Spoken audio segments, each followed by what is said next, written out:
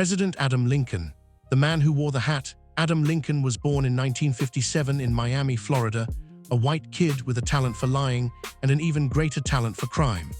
By his early teens, he was already a career delinquent, stealing anything that wasn't nailed down. He eventually fell in with a chaotic street gang led by a legendary homeless man known only as Hobo Willie.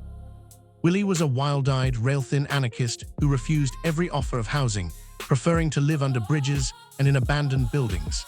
His gang consisted of his two equally skinny brothers, Homo Billy and Robo Teddy.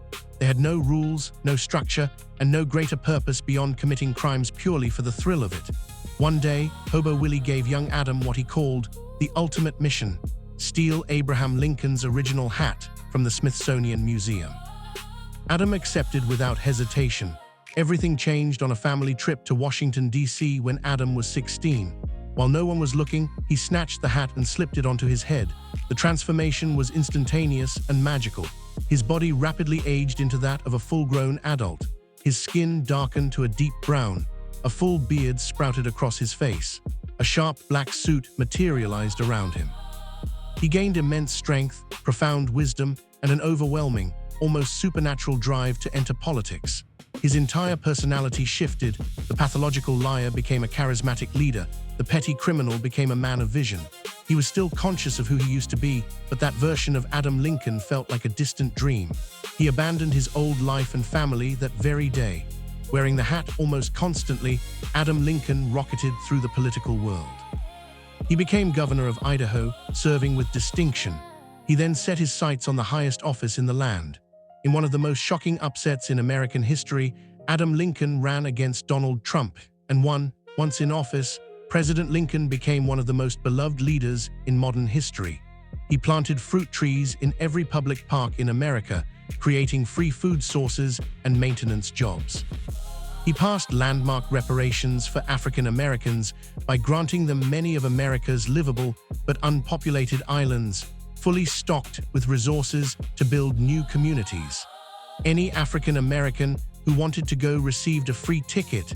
They would remain full American citizens. He solved the illegal immigration crisis with a simple but ruthless system: strict tracking of visas, heavy criminal penalties for businesses and individuals who hired or harbored undocumented people, while simultaneously making legal immigration faster and more accessible than ever before. He also dramatically improved housing for the homeless and struggling citizens. The world adored President Adam Lincoln. No one knew where this brilliant, wise, black leader had truly come from. Except one man. Hobo Willie, sitting under a bridge one night, saw a news broadcast of the president and narrowed his eyes at the familiar hat. "Huh, that's my hat," he muttered, "and that's my boy, but black now." Adam Lincoln's second term, the Jekyll juice epidemic exploded across the country. Superhumans and monsters began appearing overnight. The streets descended into chaos. Lincoln was in the Situation Room trying to formulate a response when he received a private offer from billionaire Darvis Redstar of Redstar Technologies. Redstar proposed funding and building an elite police force known as the Man-Made Angels, soldiers in powered suits with robotic wings and halos. President Lincoln accepted the help and appointed Connor McCarthy as their commander, who took the title Man God Connor. But Lincoln was no fool. He deeply distrusted Redstar. In secret, he ordered a black budget program to acquire samples of Jekyll juice and begin government experiments, hoping to create stable, loyal American superhumans under direct presidential control. President Adam Lincoln believed, as he always had, that he would solve this crisis the same way he solved every other problem, with wisdom, vision, and the mysterious power of the hat. Man God Connor and the Man-Made Angels as Jekyll juice continued to spread like wildfire across America, creating an ever-growing army of mutated freaks, heroes, and monsters. President Adam Lincoln made a fateful decision. He officially activated Project Seraphim and placed Connor McCarthy, a decorated former Marine and elite operator, in command of the newly formed Man-Made Angels. McCarthy was transformed through cutting-edge Redstar technology into Man God Connor, the pinnacle of human engineering. Standing 6'8" in his powered armor and carried weapons specifically designed to neutralize superhuman threats. He became the public face of the government's response, a literal god descending from the clouds to restore order. While the public was told the man-made angels were only hunting dangerous criminals, President Lincoln had given Connor secret orders: capture every single person with unnatural abilities, heroes and villains alike. No exceptions. This included Captain Tuffarm. The angels were highly effective at first.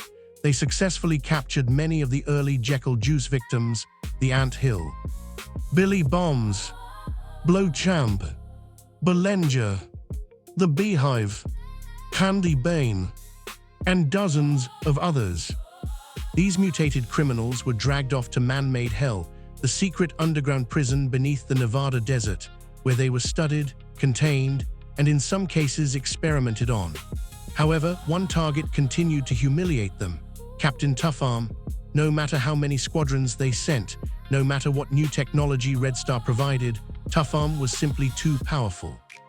His combination of flight, eye lasers, super strength, and especially his elastic right arm made him nearly impossible to pin down. He would stretch, dodge, smash through their formations, and escape every time, often while delivering a disappointed speech about how the government was becoming the very thing they claimed to fight. Connor grew increasingly frustrated. In private briefings, he told his superiors, "Tuffarm isn't just another rogue, he's something else entirely. We need heavier measures if we want to bring him in." Meanwhile, despite their successes in capturing individual villains, the Angels were completely unable to stop the spread of Jekyll juice. The Dilio Riders, led by a very enthusiastic MC Mufasa, had gone underground and were distributing the drug faster than the government could respond. New mutants appeared every single day. The streets were descending into pure chaos. The turning point, one evening, after another failed attempt to capture Captain Tuffarm, Connor stood on the deck of the cloaked aircraft carrier high above the clouds. His glowing halo cast long shadows as he stared down at the lights of America. A Red Star representative approached him. "Sir, the president is growing impatient. He wants results against Tuffarm specifically." Connor clenched his armored fist, the halo above his head flaring brighter. "Then tell the president we're going to stop playing nice. If Captain Tuffarm won't come quietly," he turned, his eyes cold behind his visor, "we'll bring him in broken." And that's when the lion killer, Benjamin Sleep, comes into our story. He was not born, he was forged. Abandoned as an infant somewhere in the wilds of Africa, he was discovered and raised by a pride of lions. For years he lived among them as one of their own, hunting, surviving, and learning the brutal law of the wild. The animals became his family, until the day he turned on them. At the age of 14, Benjamin slaughtered the entire pride that had raised him. He skinned them, wore their pelts, and fashioned their teeth and claws into weapons. That was his first kill, and the moment he discovered his true calling. He became one of the deadliest mercenaries and poachers on the planet, a man with no loyalty, no morals, and no mercy. He took any job, no matter how dirty. Assassinations, black ops, corporate wet work. If the price was right and the target was challenging, Benjamin Sleep would hunt them down. He once served alongside Connor McCarthy in a classified Black Ops unit. The two men respected each other's ruthlessness, even if they didn't exactly like one another. The offer, deep in the Nevada desert, inside a secure man-made Angels command center, Connor stared at a holographic display of Captain Tuffarm. After yet another failed operation to capture the hero, Connor made a call he had been hoping to avoid. An encrypted line connected. On the other end, a deep, calm voice answered, "End sleep." "Benjamin," Connor said, his voice cold and professional. "I have a job for you," was a low chuckle on the other end. "I don't do government work anymore, Connor, too many rules." "This one has no rules," Connor replied. "Target is Captain Tuffarm, apprehend if possible, kill if necessary, payment is whatever you want. Red Star Technologies is backing this." Was a long pause. "Captain Tuffarm." Benjamin Sleep's voice dripped with dark amusement. "The big alien boy with the stretchy arm, interesting prey." Connor leaned forward. "He's been humiliating my angels for weeks. I need him off the board, you in or not?" Another pause, then a soft, predatory laugh. "Send me the file, and make sure the payment is ready. I don't hunt legends for free." The line went dead. Somewhere in the shadows of Africa, Benjamin Sleep, the man who killed the lions that raised him, smiled behind his white mask as he loaded fresh ammunition into his custom rifle. He had a new target, And Captain Tuffarm was about to learn what it felt like to be hunted by something far more dangerous than any mutated freak on the streets. And there you have it, Adam Lincoln is president, Connor McCarthy is leading the man-made angels, and Benjamin Sleep is on the hunt, and the Jekyll juice is still running through the veins of America. The world is about to change forever.